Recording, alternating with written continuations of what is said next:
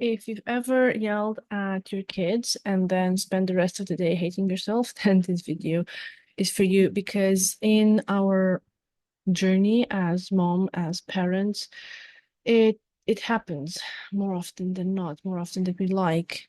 And the thing is that we're stuck in this cycle of rage, guilt, shame, and nothing changes.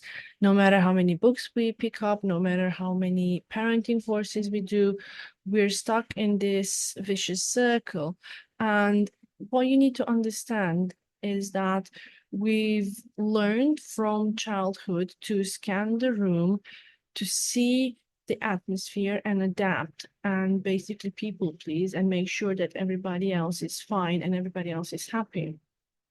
And as we picked up in childhood this idea, we're now doing it when we're parenting. We're constantly analyzing the kids, their attitude, their abilities, what they're doing, instead of staying connected to ourselves and what we need.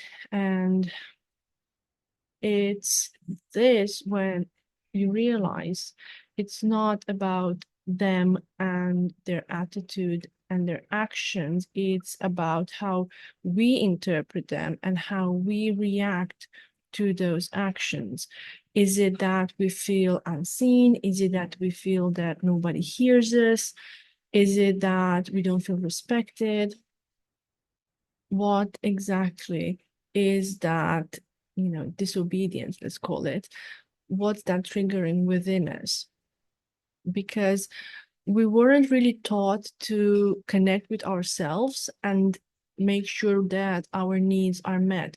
We're constantly taught to cater to everybody else, make sure that everybody else's needs are met and that everybody else is okay. And especially if you have a very abusive childhood or a very violent environment growing up, you will constantly scan the room, and it's something that you need to unlearn if you want to become a better parent. And if you come from a childhood trauma background, it shows that as you parent, you have higher levels of stress and more emotional dysregulation in your parenting.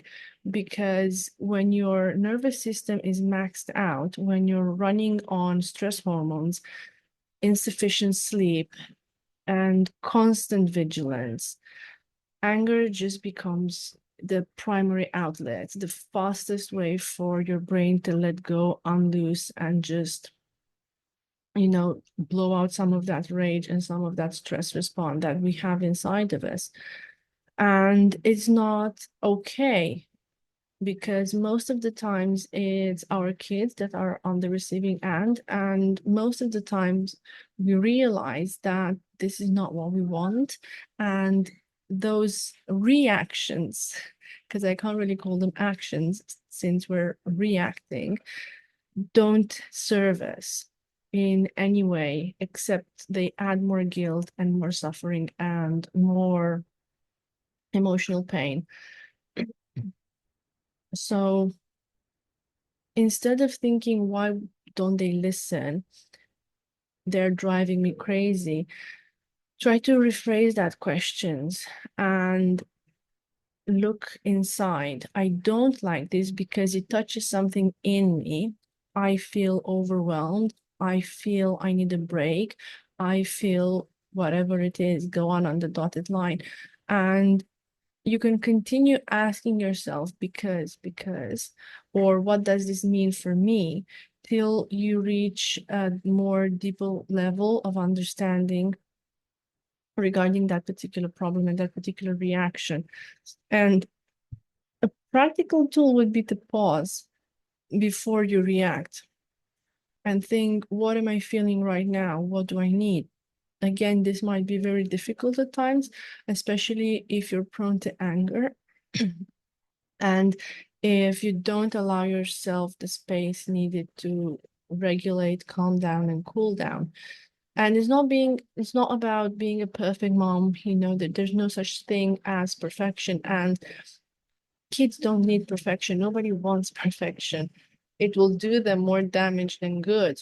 It's about being a present parent. It's about being connected. It's about your children knowing that you're there for them and you show up for them and you're not stressed out. They don't feel like they're burdening you yet again every time they come.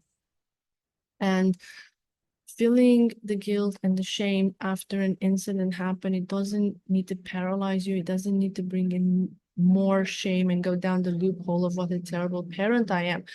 It can actually be a reminder that it is a work in progress. It is a sign of good parenting since we are aware of our mistakes and we're trying to do something about it.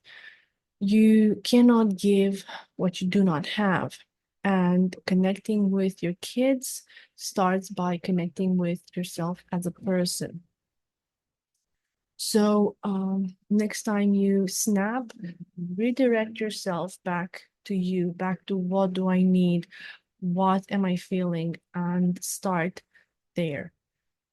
I hope this helps. Do subscribe or share it with a friend to spread the news and help other moms be more connected with their children.